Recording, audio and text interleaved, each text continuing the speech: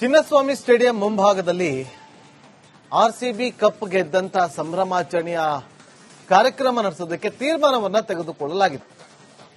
ಆಗ ಲಕ್ಷಾಂತರ ಜನ ಸೇರ್ತಾರೆ.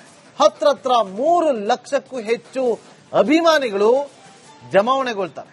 ಆ ಸಂದರ್ಭದಲ್ಲಿ ಕಾಲ್ತುಳಿತಾಗಿ 11 ಜನ ಮೃತಪಟ್ಟಿರ್ತಾರೆ. ಆ ವಿಚಾರವಾಗಿ ಹೈಕೋರ್ಟ್ಗೆ ವರದಿ ಸಲ್ಲಿಕೆ ಆಗಿದೆ.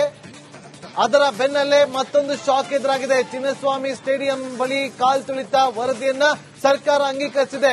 ಆ ಮೂಲಕ ಆರ್ಸಿಬಿ ಮ್ಯಾನೇಜ್ಮೆಂಟ್ ವಿರುದ್ಧ ಕ್ರಿಮಿನಲ್ ಕೇಸ್, ಕೆಎಸ್ಸಿಎ ವಿರುದ್ಧವೂ ಕೂಡ ಕ್ರಿಮಿನಲ್ ಪ್ರಕರಣ ದಾಖಲಿಸುವುದಕ್ಕೆ ಸೂಚನೆಯನ್ನು ಕೊಡಲಾಗಿದೆ. ಕಾಲ್ತುಳಿತಕ್ಕೆ ಆರ್ಸಿಬಿ, ಕೆಎಸ್ಸಿಎ, ಡಿಎನ್ಎ ನೇರ ಹೊಣೆ ಅಂತ ಹೇಳಲಾಗಿದೆ ವರದಿಯಲ್ಲಿ.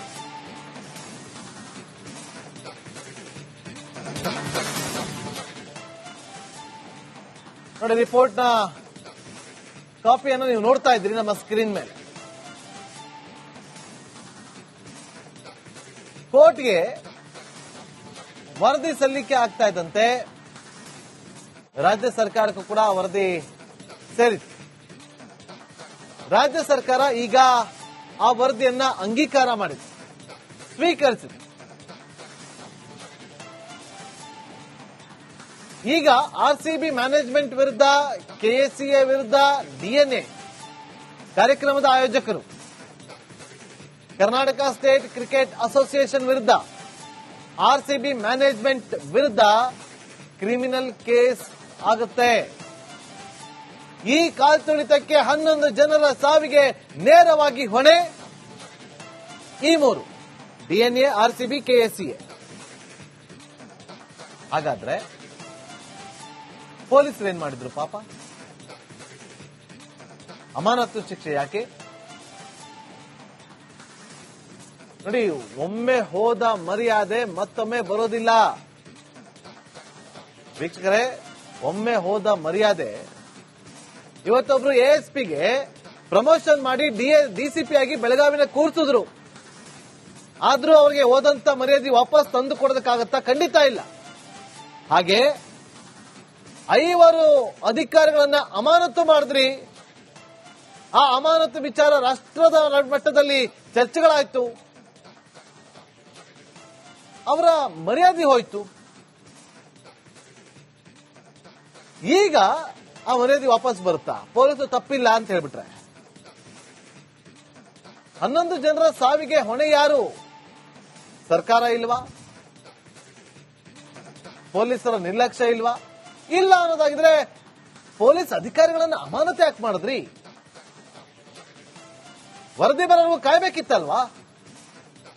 ಆತರದ ನಿರ್ಧಾರಕ್ಕೆ ಬಿತ್ತ ಸರ್ಕಾರ. ಹಾಗಾದ್ರೆ ಅವತ್ತು 11 ಜನರ ಸಾವಾಯ್ತಲ್ಲ, ಆ ಸಾವಿಗೆ ಹೊಣೆಯನ್ನಾಗಿ ಈಗ ಆರ್ಸಿಬಿ, ಡಿಎನ್ಎ ಜೊತೆಗೆ ಕೆಎಸ್ಸಿಎ ನೇರ ಹೊಣೆ ಅಂತ ಹೇಳ್ಬಿಟ್ರಿ.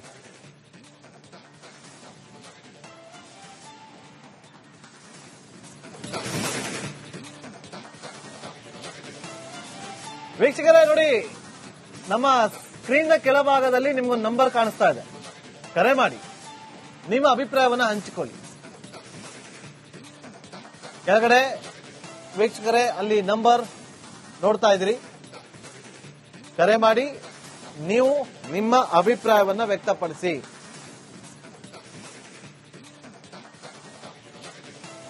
ನೋಡಿ, ಇವತ್ತು ಕ್ರಿಮಿನಲ್ ಕೇಸ್ ದಾಖಲು ಮಾಡೋದಕ್ಕೆ ಮುಂದಾಗಿದೆ. ವರದಿ ಬರಲು ಕಾಯಬೇಕಿತ್ತು. ಆತರದ ನಿರ್ಧಾರ ತೆಗೆದುಕೊಂಡಿದ್ದು ಸರಿನಾ ಸರ್ಕಾರ? 11 ಜನರ ಸಾವಿಗೆ ಕಾರಣ, ಕಾಲ್ತುಳಿತಕ್ಕೆ ಕಾರಣ ಪೊಲೀಸರು ಇರಬಹುದು, ಅವರ ಕರ್ತವ್ಯವೇ ನಿರ್ಲಕ್ಷ್ಯಕ್ಕೆ ಕಾರಣ ಅಂತೇಳಿ ಅಮಾನತು ಮಾಡಿಬಿಟ್ರು. ಈಗ ವರದಿ ಬಂದಿದೆ. ಮತ್ತಷ್ಟು ಮಾಹಿತಿಯನ್ನು ಕೊಡೋದಕ್ಕೆ ನಮ್ಮ ಪೊಲಿಟಿಕಲ್ ರಿಪೋರ್ಟರ್ ಹನುಮಂತು ನೇರ ಸಂಪರ್ಕದಲ್ಲಿ ಜಾಯ್ನ್ ಆಗಿದ್ರೆ. ಹನುಮಂತು, ಈಗ ವರದಿ ಸಲ್ಲಿಕೆ ಆಗಿದೆ, ವರದಿಯನ್ನ ಅಂಗೀಕಾರ ಕೂಡ ಮಾಡಲಾಗಿದೆ ಸರ್ಕಾರದ ವತಿಯಿಂದ. What next? ಚಿನ್ನಸ್ವಾಮಿ ಸ್ಟೇಡಿಯಂ ಮುಂಭಾಗದಲ್ಲಿ ಆರ್ಸಿಬಿ ಕಪ್ ಗೆದ್ದಂತ ಸಂಭ್ರಮಾಚರಣೆಯ ಕಾರ್ಯಕ್ರಮ ನಡೆಸೋದಕ್ಕೆ ತೀರ್ಮಾನವನ್ನ ತೆಗೆದುಕೊಳ್ಳಲಾಗಿತ್ತು. ಆಗ ಲಕ್ಷಾಂತರ ಜನ ಸೇರ್ತಾರೆ. ಹತ್ರ 3 ಲಕ್ಷಕ್ಕೂ ಹೆಚ್ಚು ಅಭಿಮಾನಿಗಳು ಜಮಾವಣೆಗೊಳ್ತಾರೆ. ಆ ಸಂದರ್ಭದಲ್ಲಿ ಕಾಲ್ತುಳಿತಾಗಿ 11 ಜನ ಮೃತಪಟ್ಟಿರ್ತಾರೆ. ಆ ವಿಚಾರವಾಗಿ ಹೈಕೋರ್ಟ್ಗೆ ವರದಿ ಸಲ್ಲಿಕೆ ಆಗಿದೆ. ಅದರ ಬೆನ್ನಲ್ಲೇ ಮತ್ತೊಂದು ಶಾಕ್ ಎದುರಾಗಿದೆ. ಚಿನ್ನಸ್ವಾಮಿ ಸ್ಟೇಡಿಯಂ ಬಳಿ ಕಾಲ್ ತುಳಿತ ವರದಿಯನ್ನ ಸರ್ಕಾರ ಅಂಗೀಕರಿಸಿದೆ. ಆ ಮೂಲಕ ಆರ್ಸಿಬಿ ಮ್ಯಾನೇಜ್ಮೆಂಟ್ ವಿರುದ್ಧ ಕ್ರಿಮಿನಲ್ ಕೇಸ್, ಕೆಎಸ್ಸಿಎ ವಿರುದ್ಧವೂ ಕೂಡ ಕ್ರಿಮಿನಲ್ ಪ್ರಕರಣ ದಾಖಲಿಸುವುದಕ್ಕೆ ಸೂಚನೆಯನ್ನು ಕೊಡಲಾಗಿದೆ. ಕಾಲ್ ತುಳಿತಕ್ಕೆ ಆರ್ಸಿಬಿ, ಕೆಎಸ್ಸಿಎ, ಡಿಎನ್ಎ ನೇರ ಹೊಣೆ ಅಂತ ಹೇಳಲಾಗಿದೆ ವರದಿಯಲ್ಲಿ.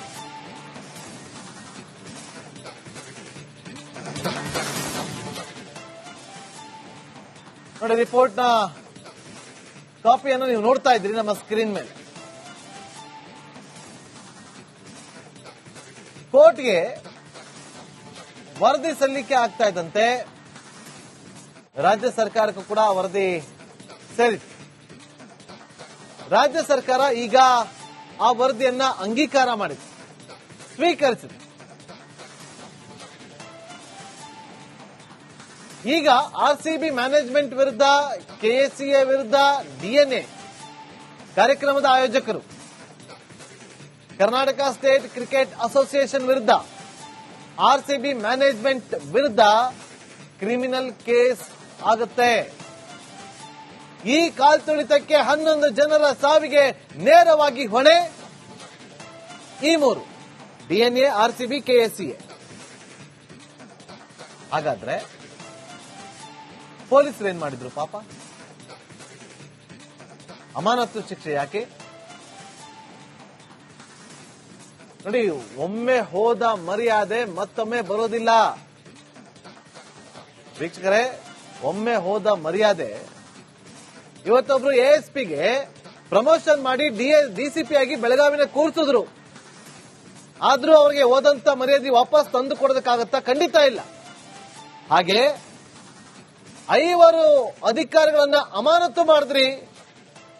ಆ ಅಮಾನತು ವಿಚಾರ ರಾಷ್ಟ್ರದ ಮಟ್ಟದಲ್ಲಿ ಚರ್ಚೆಗಳಾಯ್ತು.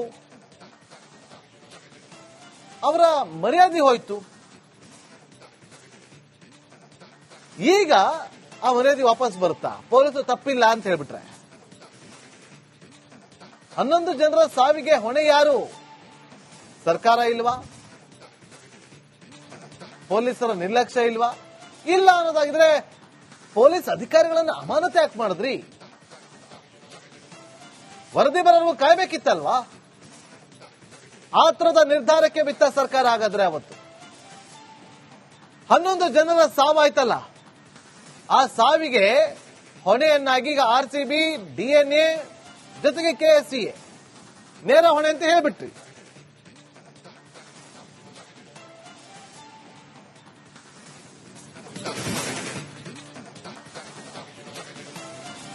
ವೀಕ್ಷಕರೇ ನೋಡಿ, ನಮ್ಮ ಸ್ಕ್ರೀನ್ ನ ಕೆಳಭಾಗದಲ್ಲಿ ನಿಮ್ಗೊಂದು ನಂಬರ್ ಕಾಣಿಸ್ತಾ ಇದೆ. ಕರೆ ಮಾಡಿ ನಿಮ್ಮ ಅಭಿಪ್ರಾಯವನ್ನ ಹಂಚಿಕೊಳ್ಳಿ. ಕೆಳಗಡೆ ವೀಕ್ಷಕರೇ ಅಲ್ಲಿ ನಂಬರ್ ನೋಡ್ತಾ ಇದ್ದೀರಿ.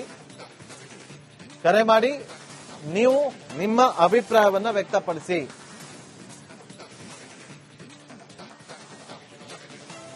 ನೋಡಿ, ಇವತ್ತು ಕ್ರಿಮಿನಲ್ ಕೇಸ್ ದಾಖಲು ಮಾಡೋದಕ್ಕೆ ಮುಂದಾಗಿದೆ. ವರದಿ ಬರಲು ಕಾಯ್ಬೇಕಿತ್ತು. ಆತರದ ನಿರ್ಧಾರ ತೆಗೆದುಕೊಂಡಿದ್ದು ಸರಿನಾ ಸರ್ಕಾರ? 11 ಜನರ ಸಾವಿಗೆ ಕಾರಣ, ಕಾಲ್ತುಳಿತಕ್ಕೆ ಕಾರಣ ಪೊಲೀಸರೇ ಇರಬಹುದು, ಅವರ ಕರ್ತವ್ಯವೇ ನಿರ್ಲಕ್ಷ್ಯಕ್ಕೆ ಕಾರಣ ಅಂತೇಳಿ ಅಮಾನತು ಮಾಡಿಬಿಟ್ರು. ಈಗ ವರದಿ ಬಂದಿದೆ. ಮತ್ತಷ್ಟು ಮಾಹಿತಿಯನ್ನು ಕೊಡೋದಕ್ಕೆ ನಮ್ಮ ಪೊಲಿಟಿಕಲ್ ರಿಪೋರ್ಟರ್ ಹನುಮಂತು ನೇರ ಸಂಪರ್ಕದಲ್ಲಿ ಜಾಯ್ನ್ ಆಗಿದ್ರೆ. ಹನುಮಂತು, ಈಗ ವರದಿ ಸಲ್ಲಿಕೆ ಆಗಿದೆ, ವರದಿಯನ್ನ ಅಂಗೀಕಾರ ಕೂಡ ಮಾಡಲಾಗಿದೆ ಸರ್ಕಾರದ ವತಿಯಿಂದ. What next?